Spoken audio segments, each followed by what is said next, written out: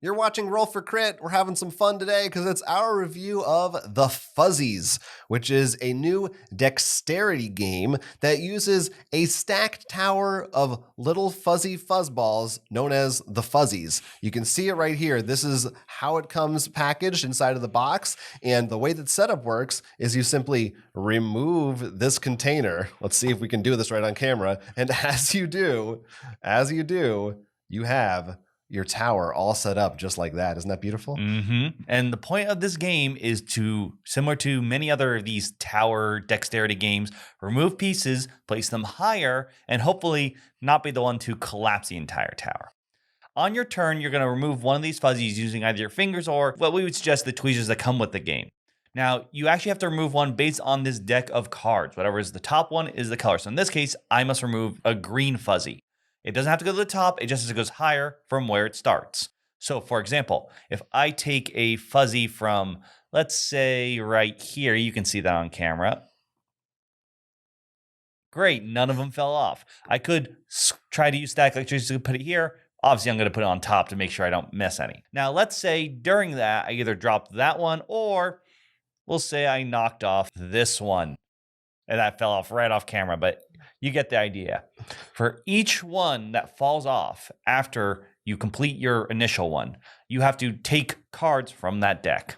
That's right. Now, on the back of each of these cards, there is a special challenge. For example, the green ones here say that for your next turn, you're going to have to use your index and middle finger to take a fuzzy. So it's going to be a little bit trickier. Some of them have things like your non-dominant hand, or maybe you have to cover up one of your eyes while you do it. And on your next turn, you'll have to follow those rules during your turn. Then you can get rid of them after that turn. Now, you'll only ever have 3 of these max, depending on how many, even if you knocked over like 5 or 6.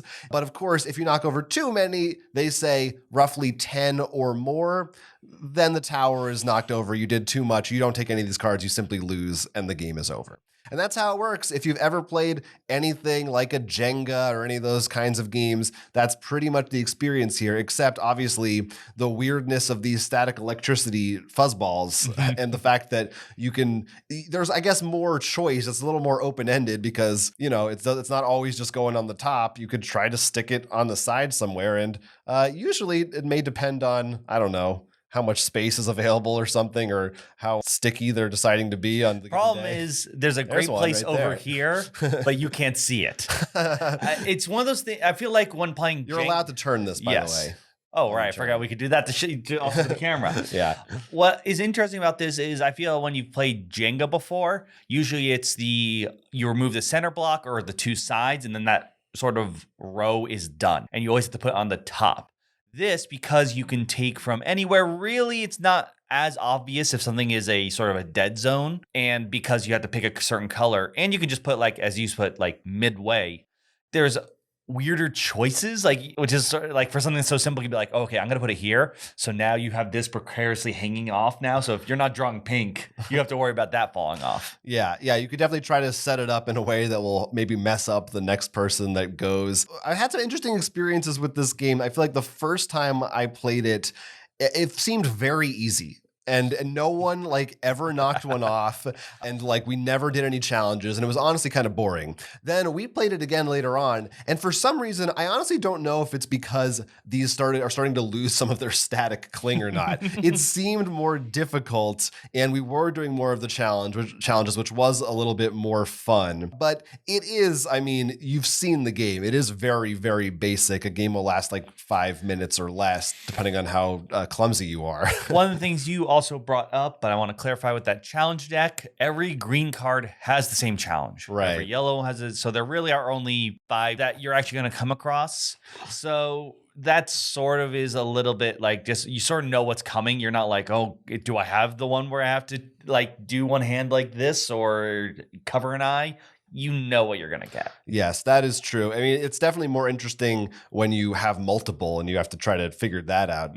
But of course, the better you are at this game, the less likely that's going to be. I also want to talk about what you said. You can choose on your turn to use just your fingers or use these little tweezers. And I did find the tweezers are more interesting, I think. With your fingers, it's usually, I think that's what makes it a lot easier. Well, I think using your thumb.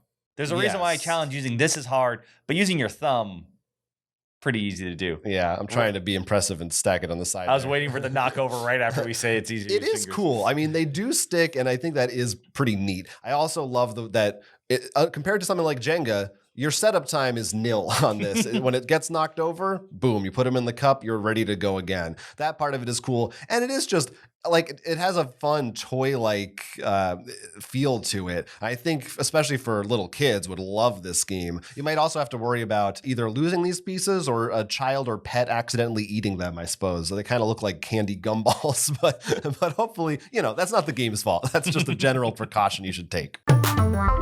Crits and misses for the Fuzzies. Crits. Compared to other dexterity games like Jenga, this one provides more unique options for you on your turn as to where you're placing your pieces, and it's way easier to set up and tear down. Choices on both taking and placement are more unique, plus, as a little bonus, it's a bit harder to tell when the tower's about to fall. If you do knock a few pieces off on your turn, the game doesn't end immediately. Instead, you have these challenge cards that make the game last a little longer and give it a more lighthearted, less stressful feel than some other games in this genre. You'll still have plenty of moments when you're laughing at each other, when someone has to do a bunch of weird challenges at once, or when you all are amazed when somehow someone placed a fuzzy ball where you didn't think it could stick. The building blocks of this game, the Fuzzies themselves, are super cute, colorful, and fun to play with, and the way that they cling to each other with the magic of static electricity is something that's really cool to see. Misses. While there's the deck of cards that only tells you which color fuzzy to pull, but also what weird task you have to do if any fall, it turns out the same task is attached to the same color. And since there are only 5 colors, it gets a bit repetitive in what weird action you need to do on your next turn. Once you've played through the challenges a couple of times, you'll kind of have a grasp on them, and after a while, they might not even be that challenging for you anymore. This relates to our first miss, but in the end, this game is a very simple party game. After you've played it a couple times, it may seem repetitive, and there isn't too much to spice it up. If you've played any other tower dexterity games of this style before, you know what to expect here. It does have a nicer presentation than some other ones, but ultimately, you're getting that same experience. Now, we compared it a lot to Jenga, and I'm sure there's some people who might be yelling at us if like, oh no, Jenga's better, especially if you play with all the different versions. But remember, this is... Who are those people? I don't know. There could be fans of it. I don't want you watching this video. We don't need Jenga defenders here. But in terms of both the vanilla versions, which I think is what you would compare to, not like the Boom or the Mario one, this has, I think, a little bit more that I enjoy because of like, it's not just bottom top or side top. There's, you can put on the side, the fact that if some can fall over and the game continues, and the challenge deck I do like. I just wish like they weren't attached to a color and like the whole deck was weird. Like maybe one would be you have to use index and pinky or something, or you have to cover certain eye, something that makes it so you're not quite sure what silliness is going to come next turn. Yeah, I do think this could be accurately described as better Jenga. I do think it's definitely better than that game. And I think that ultimately the problem is I love the look and the concept of this game more than I like actually playing it.